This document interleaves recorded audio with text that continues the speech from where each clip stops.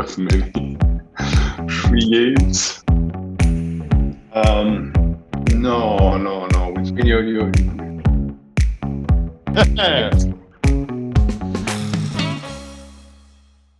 Hey, my name is Alexandre Tomic. I'm the founder and CEO of the gaming aggregation platform Alea.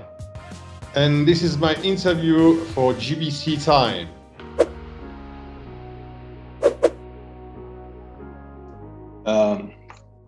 That may seem straightforward for someone, but we're not a PAM. We're not a player account management platform, which means we don't handle player data. We do games. Basically, you integrate Alea Play, which is a game aggregation platform, and through one contract and one integration, you have access to around 100 software providers, and we keep adding every month. And I don't keep track, a few thousands of games. That's what a game aggregator does on the paper. Now, behind the scene, there's much more going on, because basically what we are a normalizer.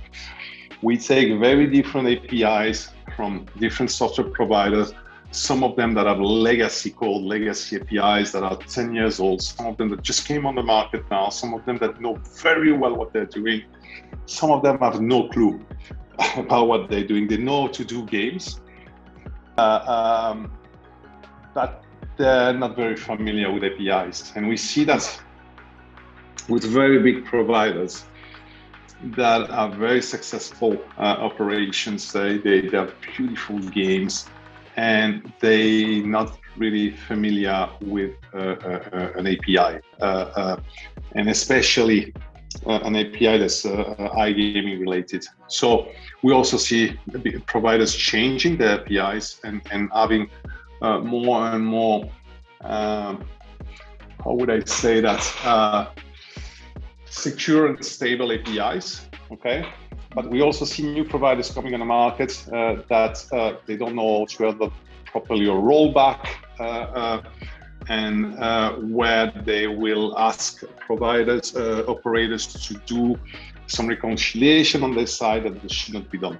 So we're in the middle, and we ensure that everything's correct, and that the API formats are sustainable and secure. That's basically what we do.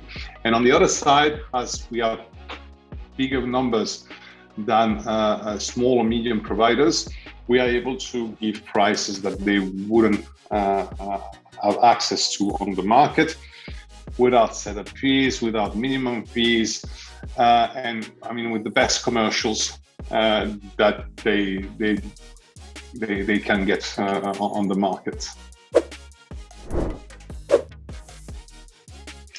So we are probably, if we're not the only one of the very few companies that only provide aggregation. As I said before, we don't do platform. As we don't do platform, our customers are primarily operators that have their own platform. And why they are their own platform and why they don't go to another platform. If they go to another platform like, I don't know, Software, BetConstruct, which we work with all of these companies, and we are integrated to them, and we do provide to their customers games that they take through us. However, they have also their own contract, and they provide mainly their own games and their own contract to their customers. But so we are more working with middle and big operators that are their own platform, and that will find through us better deals than they could find if they go directly. So our specificity is being an aggregator. So we do work with the operators that usually have their own platform, and when our operators come to us and say, "Oh, we're just starting, we don't have a platform," we send them to companies that do provide platform, which we don't.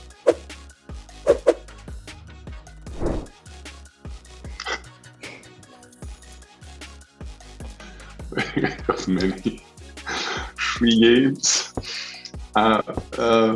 fake games, copy games, which we never did. We will not. I think that was the weirdest one to provide them copies of Novomatic. Just as an example that came back several times. That would be the weirdest one.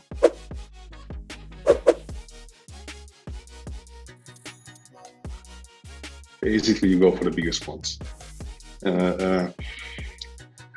You go for the biggest ones because also usually the ones which is the hardest to work with. So our customers may want to go through us instead of going directly with them.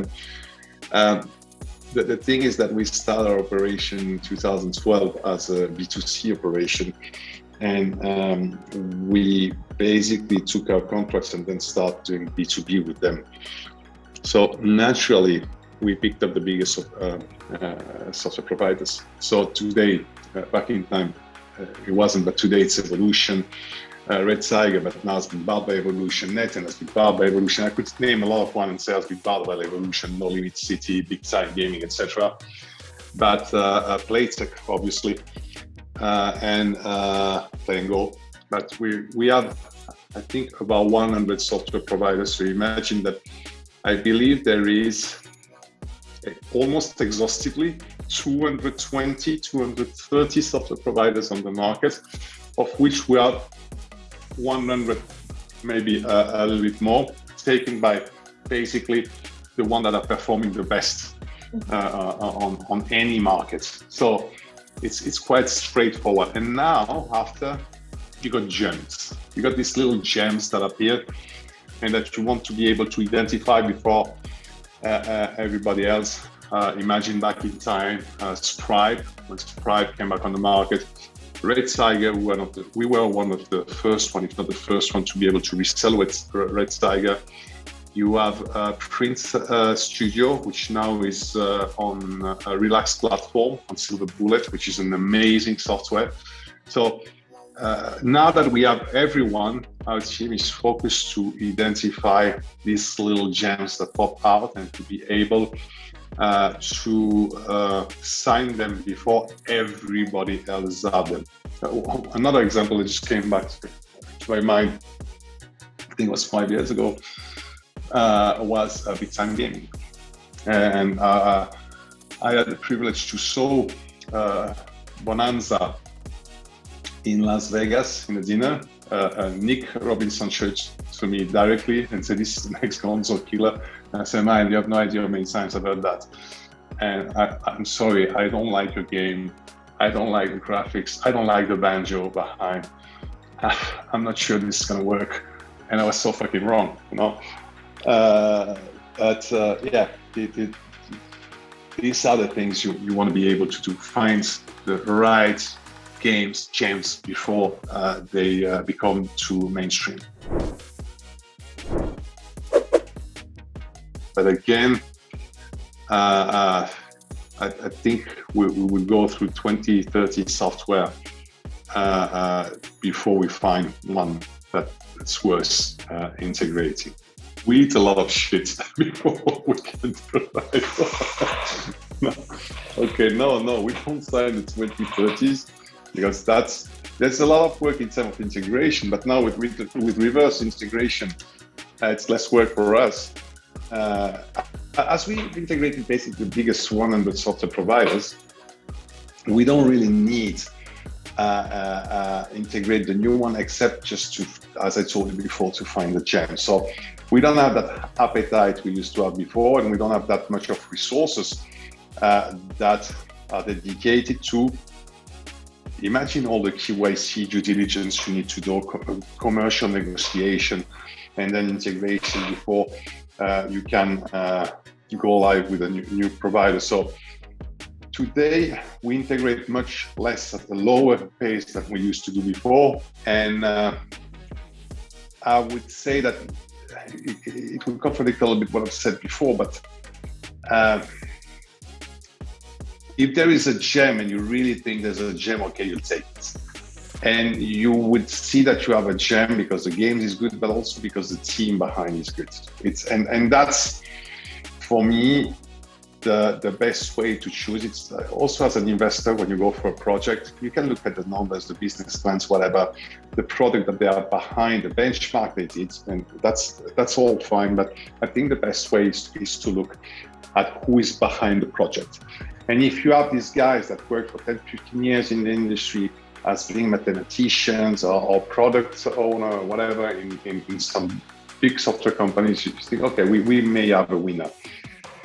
Now, if you have these guys that you've never heard from before, and they come and they say they're gonna revolutionize the slot games, you may not want to take them.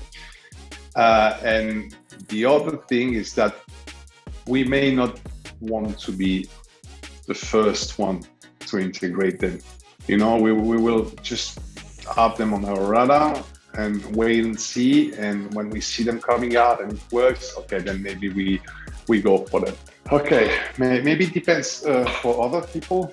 And again, I think we're one of the few only aggregation company. But I mean, my role specifically was to sign good deals, because if we don't have good deals, we won't be able to sign customers, because everything will depend on the deal that we have. And then also, of course, be in commercial. So suppliers and commercials.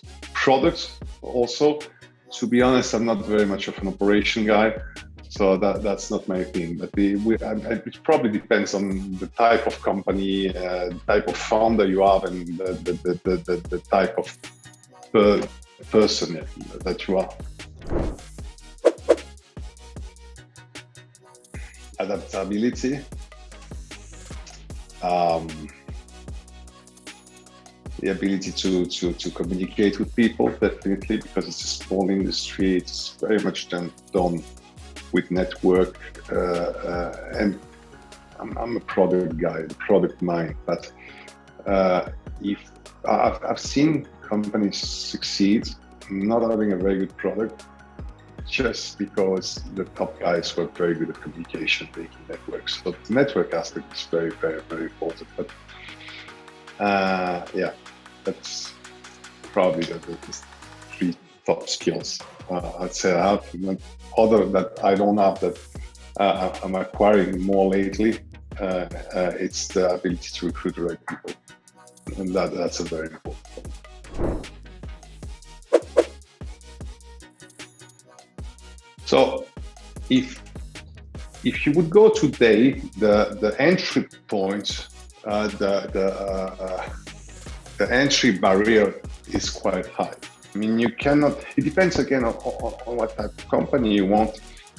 If you're going for a B2C, if you go for a B2B, for an affiliate company, if it's a B2B, if it's a platform, if it's a game provider, know that if you're going for a B2C, you will need a lot of marketing money.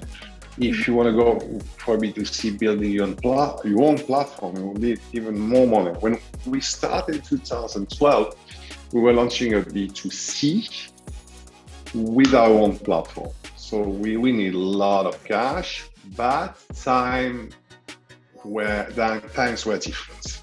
It was easier back in time.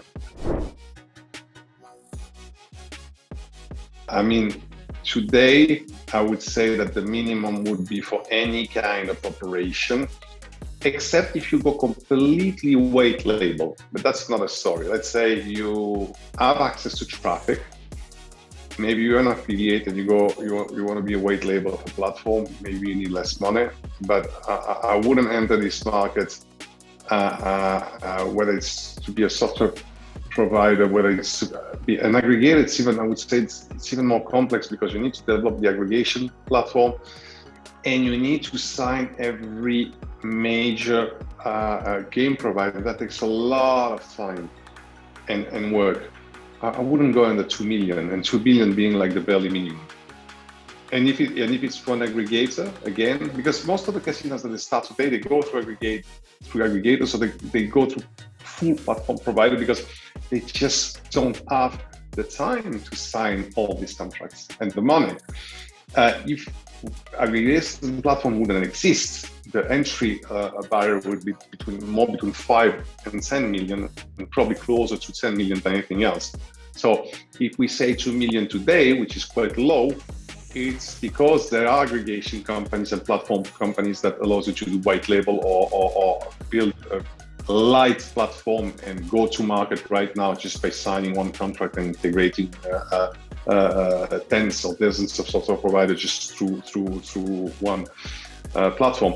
And 10 years ago, it was different. You could open a B2C operation just with one software, which would be netted. You would have access to most of the European markets in 2010, 2012 with just one software. And you would put NetEnt, and then you would have Bedsoft and 2 or 3 more, and you were covered. Today, you cannot launch without a substantial amount of softwares, but on the other side, you have a lot of companies that provide you these kind of services. You can't launch an aggregator business today without, you would need, I think, even more than 2 million. Because don't forget, it's time. So you need to build up a team that's going to create the aggregation platform, and then you need to have a team that's going to go to evolution, etc., to assign all these contracts. And you have 0 customer. So the software providers are going to tell you who are you? Where's your case study? Where are your customer? I don't have customer. We're not going to sign with you if you don't have customer. I see it even very difficult today for an aggregator to just pop up from scratch. The only thing I would see for a new aggregator to come on the market is that basically it sits on an existing operation.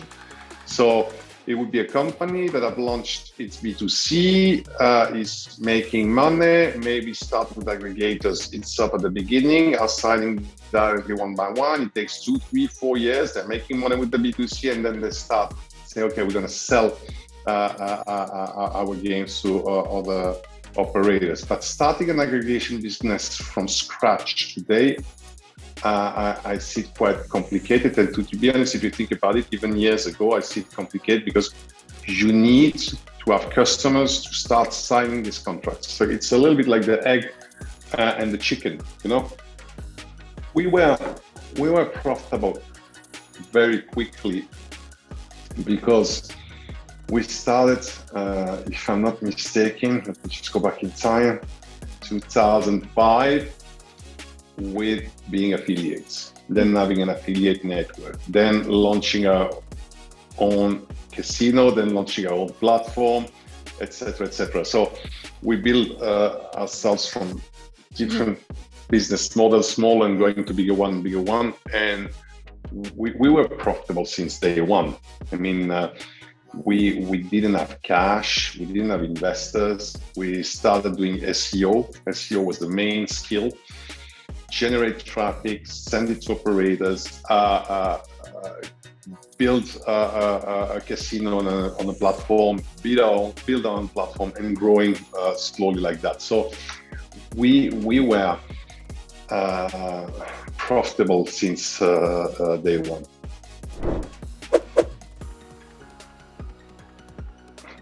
Made quite a few.